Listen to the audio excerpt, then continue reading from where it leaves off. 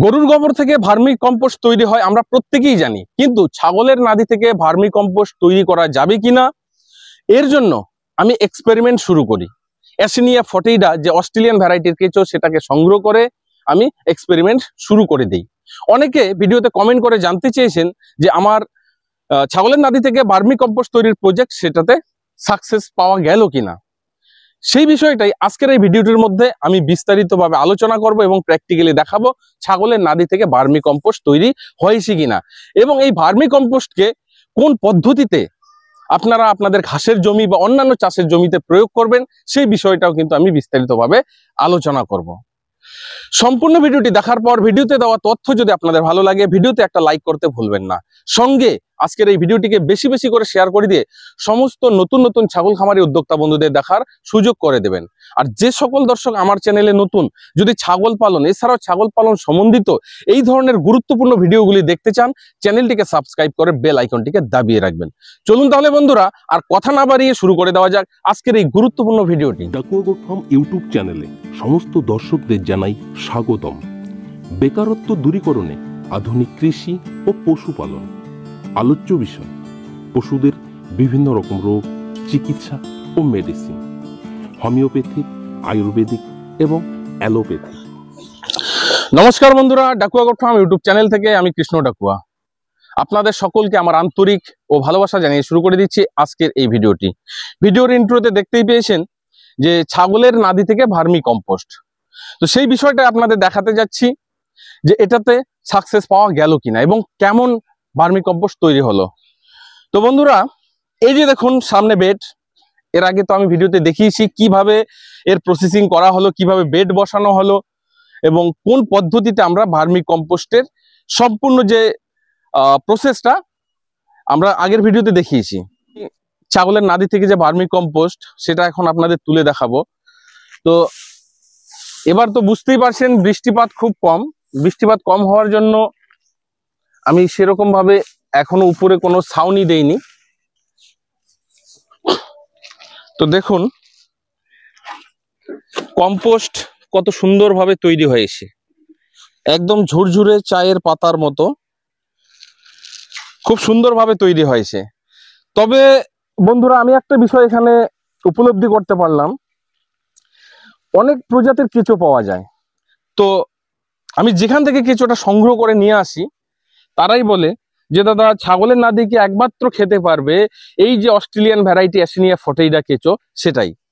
এছাড়াও আরো বহু ক্রস কেঁচো পাওয়া যেত অ্যাভেলেবেল, যেটা হয়তো কম দামের মধ্যে পেতাম, কিন্তু আমি সেইগুলো না নিয়ে এই অ্যাসিনিয়া ফটেইডা কেঁচোটাকেই নিয়েছি। কিন্তু সত্যি আমি এই কেঁচোর যা গুণ পেয়েছি, ওনারা বলেছিল যে 120 দিনের মধ্যে একটা কেঁচো 50টা করে বাচ্চা দেবে এবং খুব কম সময়ের মধ্যে আমার বেড ভরে যাবে। তাই হয়েছে, কিন্তু প্রচুর পরিমাণে কেঁচোর বাচ্চা হয়েছে এবং খুব কম সময়ের মধ্যে আমার ভার্মি কম্পোস্ট তৈরি হয়েছে।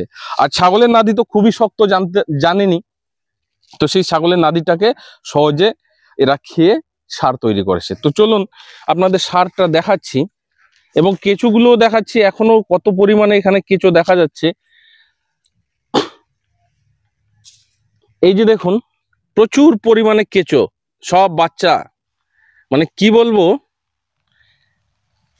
এইদিকে খুঁড়লেই যে শুধু কেঁচো আর কেঁচো, দেখবেন এত পরিমাণে কেঁচো।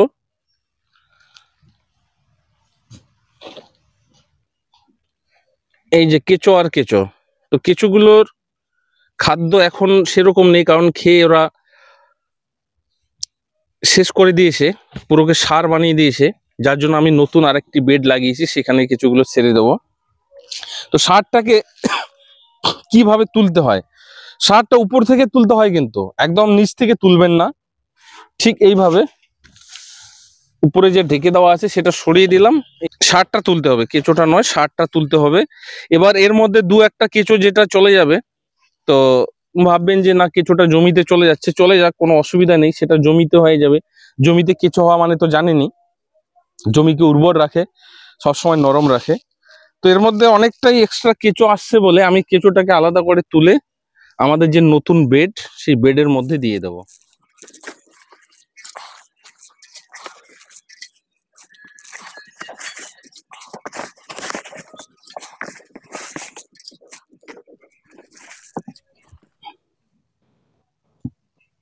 দেখুন বন্ধুরা, এখানে শুধু উল্টালে এই যে কেঁচো আর কেঁচো, কি বলবো, এই দেখুন খালি কেঁচো, প্রচুর পরিমাণে এরা বাচ্চা দিয়েছে। এক জায়গাতেই দেখুন কতগুলো কেঁচো, মানে পুরো ভর্তি। তো এত পরিমাণে কেঁচো হয়েছে যে এখানে আর তাদের খাদ্য নেই, যার জন্য এই কেঁচোগুলোকে কিন্তু এবার অন্য জায়গায় আমি ছেড়ে দেবো। আপনাদেরও তাই করতে হবে, যখন পুরো সার খেয়ে, নাদিগুলো খেয়ে সার তৈরি করবে, এরপরে আপনাকে অন্য জায়গায় ছাড়তে হবে, নাহলে কিন্তু কেঁচোগুলো না খেতে পেয়ে মারা যাবে। দেখুন এক জায়গাতে কতগুলো কেঁচোকে আমি জড়ো করতে পারলাম। প্রায় এখানে 25-30 খানা কেঁচো হবে, ছোট বড় মিলিয়ে। সারটা তুলে নিলাম, আর সারের মধ্যে যে সমস্ত কেঁচো বেরিয়েছে এখানে রাখলাম, অন্য বেডে সারবো। এবার সার তুলে নেওয়ার পর এইভাবে খোলা ছেড়ে দেবেন না, উপরটা শুকিয়ে যাবে, না হলে কিন্তু কেঁচো মারা যেতে পারে। একে স্যাঁতস্যাঁতে রাখতে হয়, এর জন্য দেখুন এই যে জঙ্গলগুলো দিয়ে আমি ঢেকে দিলাম। আর সবচেয়ে বড় কথা, যদি আপনারা কমার্শিয়াল বিক্রির জন্য করেন তাহলে কিন্তু এরকম কাঁচরা ফাচড়া দেবেন না, কারণ সারের মধ্যে মিক্স থাকবে। আর আমাদের যেহেতু নিজে ইউজ করা হয়, আমাদের প্রয়োজন নেই, আমরা এটা দিয়ে দিচ্ছি, এটাও সার তৈরি হবে। এই যে বেডটা, এটা নতুন বেড লাগিয়েছি, আগেরটা যতটা ছিল তার ডবল বেড এটা। কারণ আমি যখন দেখলাম যে এর থেকে ভার্মি কম্পোস্ট তৈরি করা সম্ভব এবং খুব সুন্দর সারে পরিণত হচ্ছে, তখন আমি কিন্তু এই বেডটা লাগাই। তো এই বেডগুলো আপনারা অ্যামাজন, ফ্লিপকার্টে অর্ডার করে নিয়ে আসতে পারেন, 1500-1600 টাকা দাম পড়বে। তো এরকম বেড লাগিয়ে আপনারা কিন্তু এর মধ্যে যে সমস্ত পচনশীল বস্তু, এখানে দেখুন অনেক কিছু পচনশীল আছে। ধরুন ছাগল ঘাস খেলো, যেটুকু নষ্ট করে দিল সেটা এখানে ফেলা হচ্ছে। এই যে শুকনো সর্ষের গাছ, যেটা একটু ফাঙ্গাস চলে এসছে, আমরা সেটা এখানে ফেলে দিয়েছি। এছাড়াও আমাদের যেহেতু গরু আছে, এক সাইডে গরুর গোবরটা রাখা হচ্ছে, এক সাইডে ছাগল নাদিগুলো দেওয়া হচ্ছে। এবং এই বেডটাকে এখনো সম্পূর্ণ রেডি করিনি, যেহেতু ওই সার ওঠাতে গিয়ে আমার কেঁচোগুলো বেরোলো, এখানে ছেড়ে দেবো। মানে এখনো বেডটা রেডি হয়নি, এটা রেডি করব। ছাগলের নাদিগুলো আমার জমা আছে, সম্পূর্ণ ভরে দেব, দিয়ে কয়েকদিন উপরে জল দিতে হবে। জল দিয়ে তার যে একটা গরম, গোবরের যে গরম বা নাদির যে গরম, সেই গরম ভাবটাকে কাটিয়ে তুলতে হবে। কাটিয়ে দেওয়ার পরেই এতে কেঁচো ছেড়ে দেওয়া উচিত। কিন্তু এখানে খুব কম মাত্রায় আছে বলে কিন্তু আমি এই মুহূর্তে কেঁচোটা নষ্ট হয়ে যাচ্ছে, এখানে ছেড়ে দিচ্ছি। আরেকটি বিষয়, যে এর আগে আমি বলেছিলাম, এই ভার্মি কম্পোস্টটা যদি প্রিয় ছাগলের নাদি থেকে তৈরি করতে পারেন, ভালো যদি পাশাপাশি নার্সারি থাকে, তারা কিন্তু এই সারটা সংগ্রহ করে। তো আমিও নার্সারির সঙ্গে কথা বলেছি, তারা নেওয়ার জন্য রাজি হয়েছে, কিন্তু আমি নিজে দিতে পারছি না। কারণ এতে যা সার, এই যে সার আমি যদি বিক্রি করি, তাতে দেখি যে আমার লস। যেহেতু আমরা খামারি মানে আমাদের জায়গা জমি আছে, সেই জমিগুলোতে আমরা চাষবাস করি, বিভিন্ন রকমের চাষ করি। ধরুন এই ছাগল খামারের জন্য আমরা ঘাস চাষ করি, এছাড়াও আমাদের ভুট্টা চাষ রয়েছে, ধান চাষ রয়েছে, সর্ষে চাষ রয়েছে। তো সেই সমস্ত চাষের জমিতে আমাকে বাইরে থেকে রাসায়নিক সার কিনে দিতে হয়। এবং গোবর, আমরা কাঁচা গোবর দিই, আমরা জানতাম না বলে আমরা কাঁচা গোবর দিই, তাতে জমির উল্টো দিকে দেখছি যে ক্ষতি হয়ে যায়। তো এই সারটা তৈরি করার পর আমি যে বিষয়টা উপলব্ধি করতে পারলাম, এই সার বিক্রি করা আমার লস, বা বিক্রি করার প্রয়োজন নেই। আমাদের যে চাষের জমি আছে, সেই জমিতে দেওয়াই আমি বেটার মনে করি।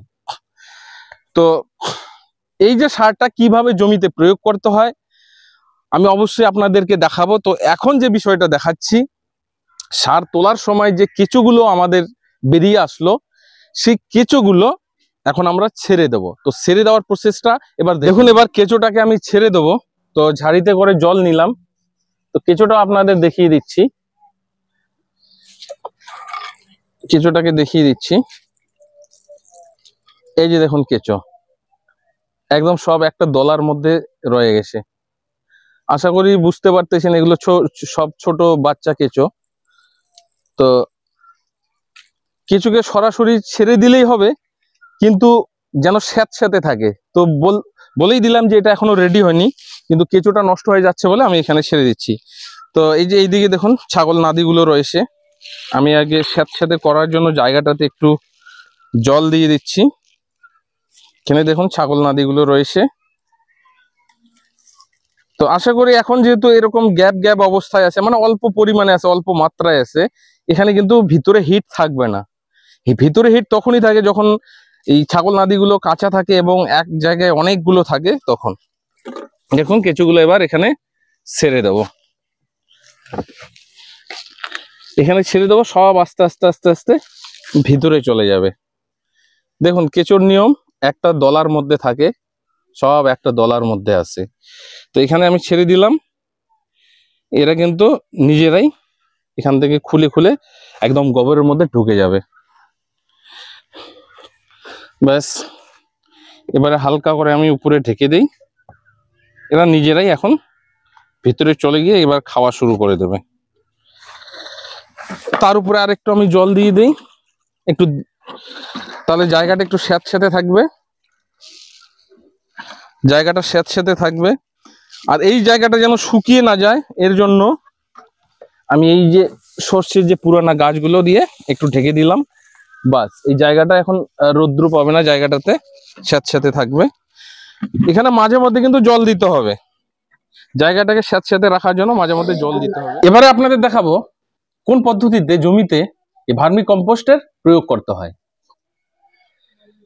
বর্তমান সময়ে অনেক এরকম কোম্পানি আছে যেনারা কিনা এই অর্গানিক সার বা এই ভার্মি কম্পোস্ট তৈরি করে। তো তাদের কথা অনুযায়ী জমিতে হঠাৎ করে রাসায়নিককে বাদ দিয়ে এই ভার্মি কম্পোস্ট ব্যবহার করলে কিন্তু রেজাল্ট পাবেন না। তো কথাটাতে আমরা অবশ্যই মানি বা আমার বিশ্বাস হয় যে হ্যাঁ কথাটা ঠিক, কারণ যে জমিতে আমরা 15 বছর বা 20 বছর ধরে এই যে রাসায়নিক ব্যবহার করে আসছি, হঠাৎ করে সেটাকে বাদ দিয়ে যদি আমি ভার্মি কম্পোস্ট প্রয়োগ করি সেটা কিন্তু হবে না। একজন মানুষের মধ্যেও, মানুষের শরীরেও কিন্তু সেম জিনিস, তো জমি। তো যাই হোক, ওনাদের কথা অনুযায়ী প্রথমবার যখন জমিতে ভার্মি কম্পোস্ট ব্যবহার করা হবে, রাসায়নিক এবং ভার্মি কম্পোস্টের যে রেশিও সেটা থাকবে 50-50 মিক্স করে আপনারা প্রথম চাষে প্রয়োগ করলেন। দ্বিতীয় চাষে এটা করলেন 70, রাসায়নিক করবেন 25।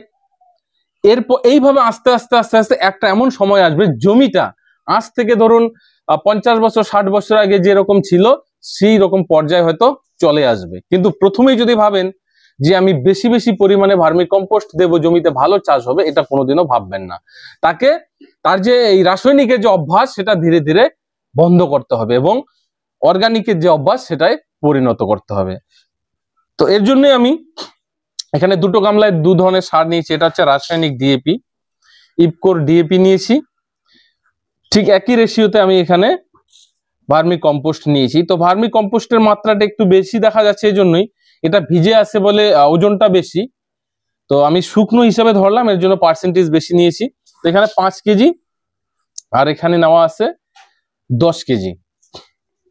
তো এই দুটোকে এবার আমি সুন্দর করে মিশ্রণ করে নেব। দেখতেই পাচ্ছেন আমাদের যে ভার্মি কম্পোস্ট সাধারণত যেগুলো আমরা মার্কেটে কিনি তার থেকে কিন্তু অন্যরকম, মানে এর মধ্যে অনেক কাঁচরা মাচরা অনেক আছে। এই যে কাঁচরাগুলো থাকার কারণ, আমরা তো এটা বিক্রি করব না, যার জন্য এগুলো এর মধ্যেই রয়ে গেছে। এর মধ্যে এটাকে এবার সুন্দর করে মিশ্রণ করতে হবে।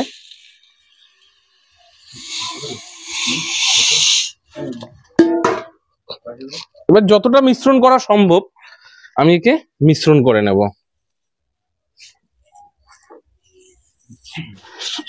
সারটা মিক্স করে এইভাবে ডাইরেক্ট আমি ছড়িয়ে দিচ্ছি। সার ছড়ানোটা তেমন কোনো ব্যাপার না, এইভাবে ছড়িয়ে দিলেই যদি হালকা একটা বৃষ্টি পায় তো চট করে সারটা লেগে যাবে। তো এবার বৃষ্টির অভাবে ঘাসের গ্রোথ তেমন ভালো নয়, তো যেটা দেখা যাচ্ছে যে বেশ কিছুদিনের মধ্যে হয়তো আকাশ বৃষ্টি শুরু হবে। প্রিয় দর্শক বন্ধুরা, সম্পূর্ণ প্রসেসটা আপনারা দেখে নিলেন, কিভাবে ভার্মি কম্পোস্ট আমরা উঠালাম আর জমিতে প্রয়োগ করার নিয়ম। এছাড়াও মাঝখানে আমি আলোচনা করলাম কি জাতের কিছু দিয়ে করা হয়েছে, কি ম্যাটেরিয়াল আমরা ব্যবহার করেছি। তো কেমন লাগলো ভিডিওটি অবশ্যই কমেন্ট বক্সে কমেন্ট করে জানাবেন। যদি আরও কোনো বিষয়ের উপর আপনারা ভিডিও দেখতে চান সেটাও কমেন্টে লিখবেন, আমি অবশ্যই চেষ্টা করব আপনাদের কমেন্টের উপর নির্ভর করে ভিডিওগুলি বানানোর। তবে একটাই কথা, সেটা হচ্ছে আপনি যদি আজকে কমেন্ট করেন যে কালকেই ভিডিও বানাবো, সেটা আমার সম্ভব হয়ে ওঠে না। কারণ ফার্মিংয়ের সঙ্গে যুক্ত থাকলে বুঝতেই পারেন যে কতটা নিজেকে ব্যস্ততম থাকতে হয়, কতটা কাজ করতে হয়। তো যার জন্য আমার সুবিধা অনুযায়ী আমি ভিডিওগুলো বানানোর চেষ্টা করব। কারণ এই যে ভার্মি কম্পোস্টের প্রজেক্টের ব্যাপারে বেশ কয়েকজন কমেন্ট করেই যাচ্ছিল, কিন্তু আমারই খারাপ লাগছিল, আমি সময় পাচ্ছিলাম না। তো যাই হোক, অবশেষে আজকে আমি ভিডিওটি বানিয়ে দিলাম। তো বন্ধুরা, ভিডিওটি এখানেই শেষ করে দিচ্ছি। আপনারা সকলে ভালো থাকুন, সুস্থ থাকুন। জয় হিন্দ, জয় ভারত।